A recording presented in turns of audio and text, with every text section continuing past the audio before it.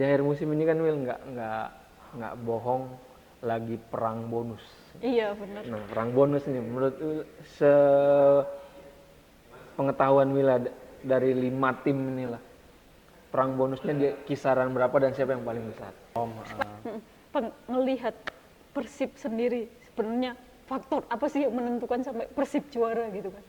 Tim, oh iya. Kita mau promo. Oh iya, kita udah dapat nih. Unboxing Kita katanya. mau unboxing ya. Unboxing katanya. Unboxing ini dari YouTube.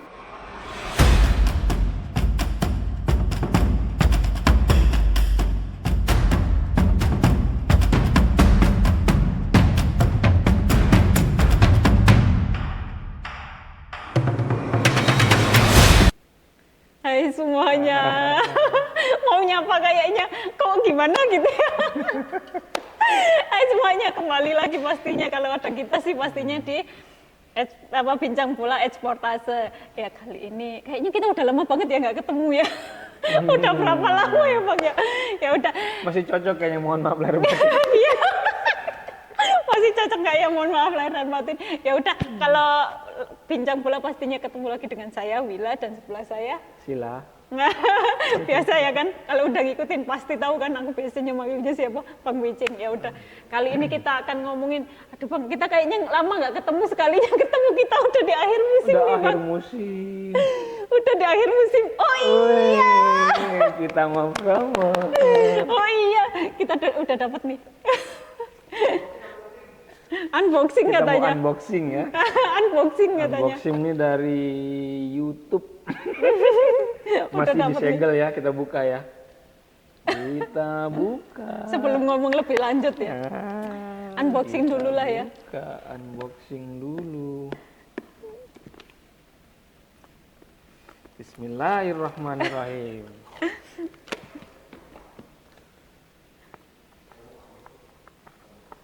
Ini tandanya berapa, Will?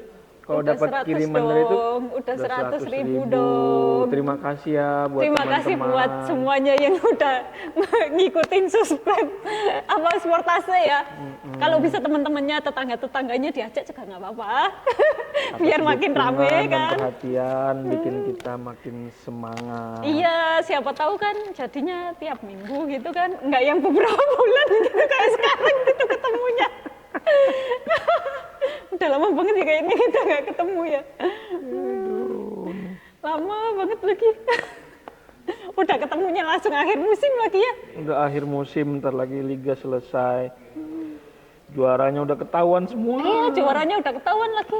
Walaupun degradasinya sih masih ada ya Bang ya. Masih seru degradasi lah ya. Walaupun dramanya juga seru sih Bang, yang di bawah ya. Pemiliknya sih maksudnya. Ya perang bonus, kita namakan perang bonus. Oke, sekarang kita buka. Silakan Will. Silakan. Udah dapet aja ini. Kerja keras ini buat dapetin ini. Ya udah, semoga semakin tambah kerja keras lagi ya. Semoga makin kerja keras lagi ya. Biar tambah semangat gitu kita bikin bahasnya gitu kan. Oke, bahas apa nih kita, Will? Oke. Bang, kalau ngomongin, kita akan bahas soal Liga 1 ya, kan udah tahu nih juaranya kan ya Bang ya. Selamat buat Persib Bandung. Buat Persib Bandung gitu kan. Mau Bandung, Pangeran Biru. Viking, Baboto, selamat ya. Selamat, udah berpesta dan selebrasi, kayaknya berminggu-minggu kan selebrasinya, soalnya udah di pekan ke-31 kan ya. Apa udah pasti juaranya. Bang, ngomongin Persib, ya udah sih Bang, langsung aja gak usah lama-lama ya. Oke. Kita ngomongin Persib kan bisa dibilang, wah kalau kata Bojan udah beruntung banget gitu kan. Juara 1 tanpa striker utama gitu kan. Soalnya David Silva ya cedera dan ya underperform sih kata aku ya. Bang, ngelihat Persib sendiri sebenarnya faktor apa sih yang menentukan sampai Persib juara gitu kan musim ini? Kalau menurut gue sih kedalaman squad ya, kedalaman squad ketika banyak pemain absen, nggak kebayang ada Irianto cedera, Iya.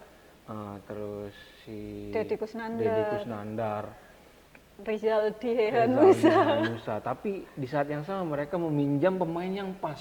Iya, Ketika Piala Presiden itu mendatangkan Adam Alis, dan Adam Alis langsung nyetel. klop sama tim. Iya, walaupun awalnya pas Deddy Kusnandar cedera kan sebelumnya kan lawan sama Deddy Kusnandar duet sama Mark Klok kan, Bang. Itu kok isi banget gitu. Tapi setelah Deddy Kusnandar cedera kan sempet tuh kayak waduh kurang klop gitu kan. Tapi kayaknya setelah itu Mark Klok bisa beradaptasi dengan Adam Alis gitu kan ya.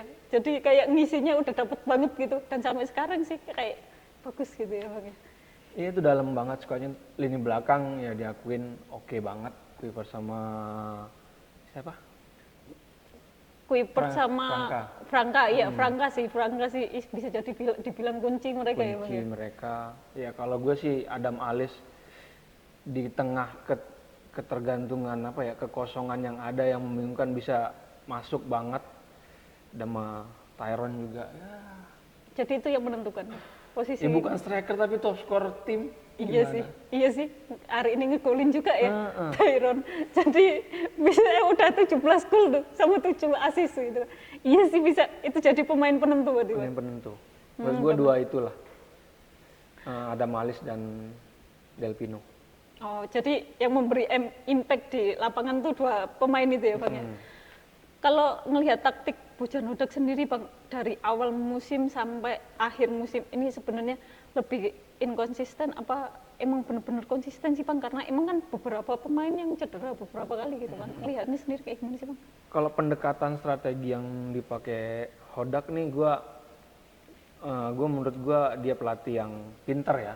Pintar membaca situasi, membaca tim analisnya dia mendukung untuk suatu pertandingan.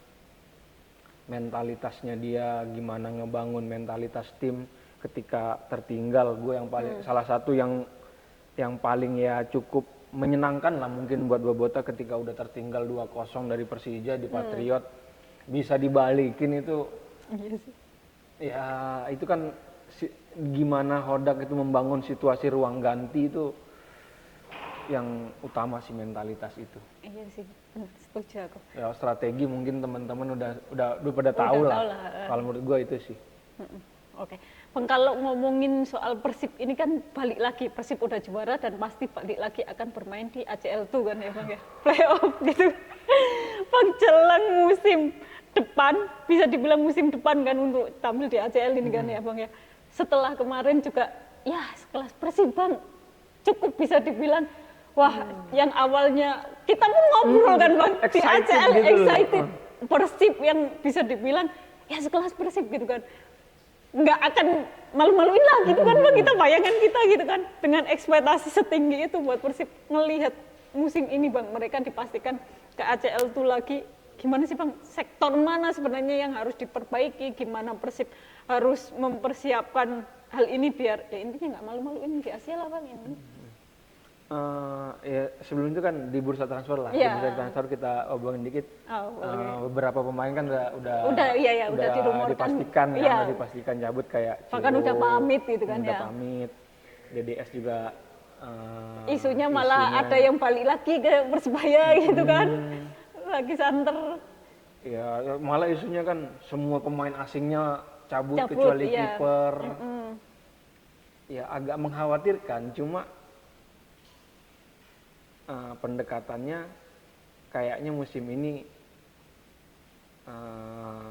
yang didatengin juga nggak kaleng-kaleng.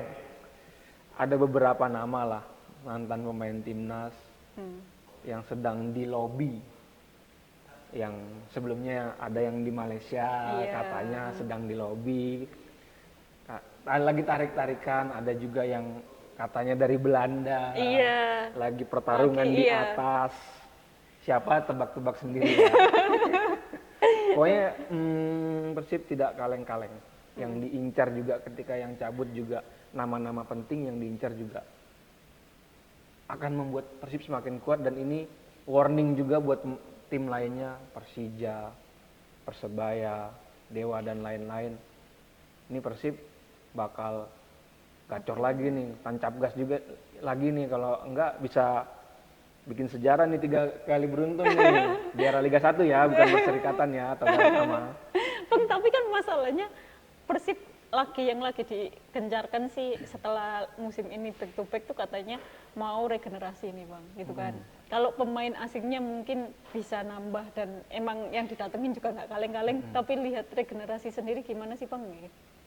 Kalau yang udah ditampilkan Kakang Iya, selalu jadi andalan. selalu jadi andalan, dapat menit bermain yang oke. Beckham dapat menit main, terus Robbie. Pemain-pemain muda itu kalau yang dari misalkan akademi, gue sih belum ngelihat ya.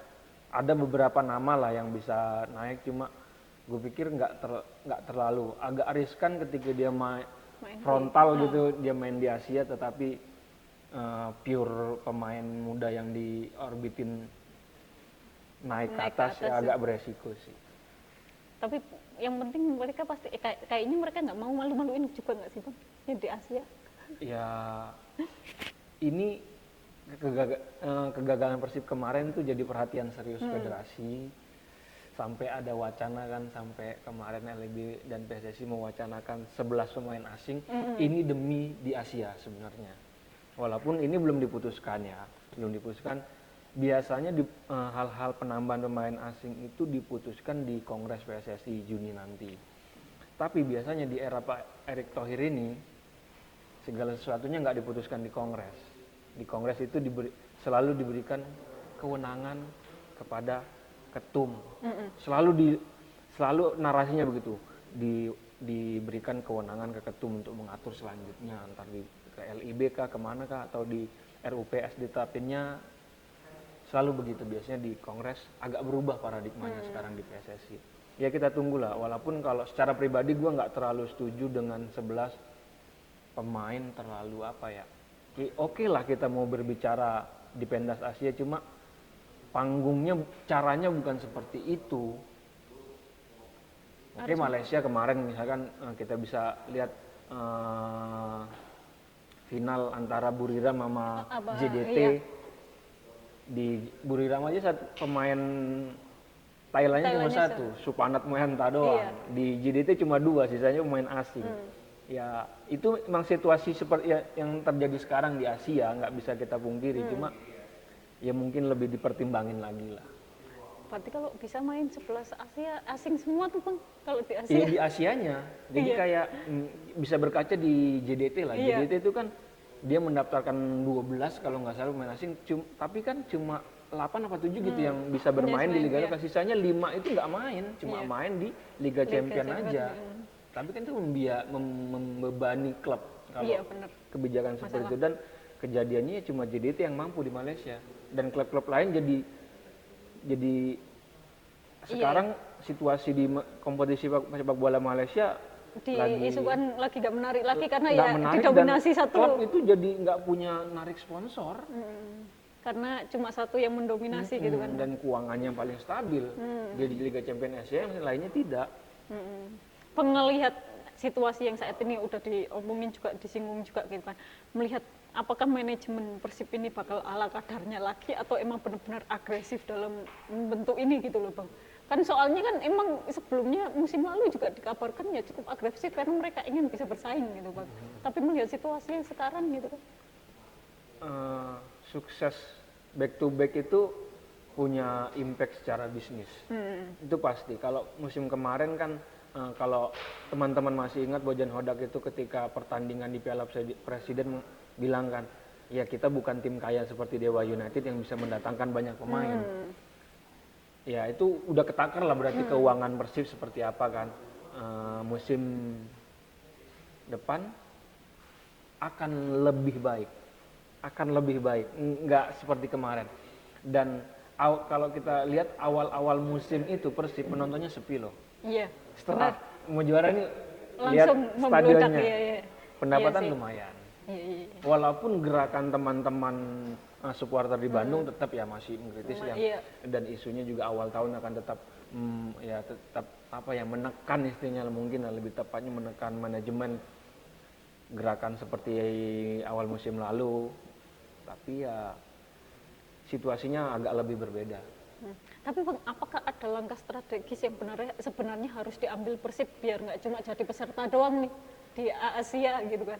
Ya bukan cuma Persibnya sih, ekosistem sepak bola Indonesia, PSSI LIB harus mengemas itu, biar bagaimanapun koefisiensi kita di liga di kontinental itu ditentukan oleh wakil-wakil kita ya, Persib yang nantinya wakil atau Dewa United atau Maluku yang sekarang masih diperebutkan lah itu. Jadi ya harus dipikirkan bagaimana tim-tim ini bisa berbicara banyak. Persibnya pasti ya nggak siapa sih yang nggak pengen secara materi juga dapat kan, iklan juga sponsor akan masuk kalau mereka bisa. Bang, pertanyaan terakhir dari aku, setelah back to back ini bakal jadi tantangan terberat Persib atau ya gitu-gitu aja era barunya, atau masih tetap di situ-situ aja Pak? Kalau gue ngelihatnya malah ini tantangan buat Persib dan sentilan buat klub besar lainnya ya terutama dengan yang punya supporter besar yang selalu tekanannya besar ya, Persija, Persebaya, PSM Makassar. Ya walaupun PSM Makassar agak kasihan banget sih dari musim ke musim isunya tetap masalah itu lagi tunggakan gaji. Persija juga mengalami itu. Ya kondisi keuangan sedang tidak baik-baik saja sih. Semuanya emang, semua sektor kayaknya kan ya. Tapi lebih baik dibanding era pandemi. Oh iya benar. Kondisinya lebih membaik sih. Setelah pandemi mulai bertahap akan semakin membaik. Grafiknya tuh naik walaupun masih bawah nih, nggak dibanding Asia ya masih di bawah, cuma levelnya naik terus. Nggak menurun setelah pandemi. Oke, itu aja sih Bang pertanyaan. Kalau gua apa lagi yang dipertanyakan? PSS Semarang udah degradasi, persaingan kira-kira di antara 5 tim yang lain siapa nih? Di antara 5 tim. PSS, Barito Putra, Semen Padang, Madura United dan Persis Solo. PSS ini masih berapa Bang? PSS tuh 28 Bang. PSS masih bisa, bahkan bisa menentukan pekan PSS akan 3-3 ketemu besok bisa. Persija dan terakhir istilah kasarnya bunuh-bunuhan Madura United iya. Semen Padang, Persik abis lawan Persik dia lawan Persebaya sih. Barito lawan PSM, terakhir lawan Persib Bandung. Makanya kayak kalau lihat degradasi ini emang masih ketat ya bagi semuanya. Masalah pun yang dikeluhkan tetap masalah isu wasit gitu kan. Jadi kayaknya emang aku ngerasanya sih pekan ini mungkin ada satu lagi yang kelihatan sih Pak. Iya, aku juga ngelihatnya PSS ya. PSS kelihatan tapi kan PSS dan Persija ya bukan satu pemilik, beda pemilik. Cuma kan ada irisan bisnis ya. Aman itu kan bosnya salah satu pemegang sahamnya PSS dan di Aman itu grup yang salah satunya dikuasai oleh keluarga Bakri. Itu tetap aja Bang, ini masalahnya udah lebih kayak Persija juga kayaknya nggak mau lagi kan, cuma imbang lagi, apalagi kemarin udah menang gitu kan, menang dan nggak mungkin mereka mau imbang lagi apalagi kalah gitu kan Bang. Apalagi kayak peringkatnya Persija juga lagi kayak baik-baik aja gitu kan Bang, hampir sebelumnya di 4 besar sekarang di posisi 6 kayak gitu kan.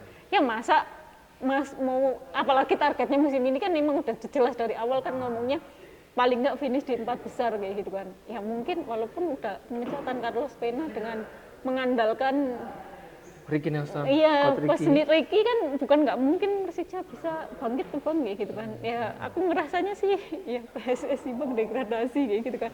Mungkin menyusul tetangganya gitu kan.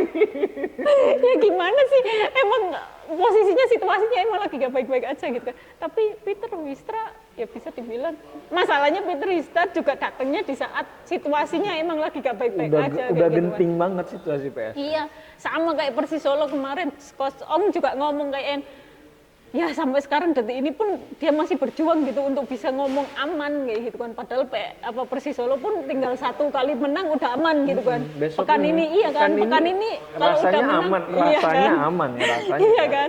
Apa kalau aman gitu 1 menang lagi. Tapi masalahnya gak mudah. Masalahnya ngelihat Persis Solo ini kalau main di kandang malah tambah jelek, main di tandang kok malah tambah bagus gitu Bang. Kayak yang wah situasinya kayaknya masih bakal berubah sih Pak untuk Barito, Semen Padang itu juga Madura United ini bisa berubah gitu kan. Tapi untuk PSS sih aku meragukan sih Bang masalahnya. Gitu sih. Di akhir musim ini kan Wil nggak bohong lagi perang bonus. Iya benar. Nah perang bonus ini menurut Wil pengetahuan Wila dari 5 tim inilah perang bonusnya di kisaran berapa dan siapa yang paling besar? Semen Padang lah Bang. Semen Padang ya? Kan udah ditayangin dulu tuh sama pemiliknya kan, sama bosnya, penasehatnya. Yang terbuka Iya yang terbuka. Wakil gubernur kemarin Iya juga udah sih Bang. nyamperin dengan muka ditekuk. Iya, itu udah kan yang udah iya. Kayak yang banget ya. Iya ngomelnya udah, waduh di videonya ngomel-ngomelnya juga kenceng banget gitu kan. Ya tapi bonusnya juga kenceng gitu. Iya pastilah Bang. Gak mungkin. Yang dari Madura juga udah bebas iya, dari penjara udah bebas ya. kan, udah Dan bebas. Ketika dia nonton, naik. Iya langsung naik tiba-tiba kayak Kan gitu. nggak bohong tuh, bonus tuh. Iya benar. Kan Madura salah satu kalau kata ini Greg, Madura adalah klub yang walaupun ada masalah finansial gajinya nggak pernah telat gitu kan. Iya. Ya jadi kalau itu udah kembali kan malah lebih semangat kayaknya Bang gitu. Selamat kan. lah ya. Selamat sih Bang kayaknya. Selamat sih Bang. Udah itu aja ya yang kita bahas hari ini. Ya semoga saja kedepannya lebih menarik lah Liga 1 apalagi di Asia. Walaupun peringkat kedua belum tahu ya, tapi aku berharapnya sih yang tim yang bisa bersaing benar-benar bersaing di semuanya sih. Jadi ya kita ketemu di video-video selanjutnya. Ntar kita spill berikutnya lah siapa pemain-pemain yang udah di atas 50% didatangkan klub, terutama klub-klub besar ya. Kalau Persib isunya banyak tuh, udah 80% katanya ngomong, tapi masih banyak. Ntar aja belum selesai kompetisi. Iya, kompetisi belum selesai. Kalau kata Bojan Odak mah kita fokus diselesain musim ini dulu dah, kayak gitu kan. Ya udah, sampai ketemu di video-video selanjutnya.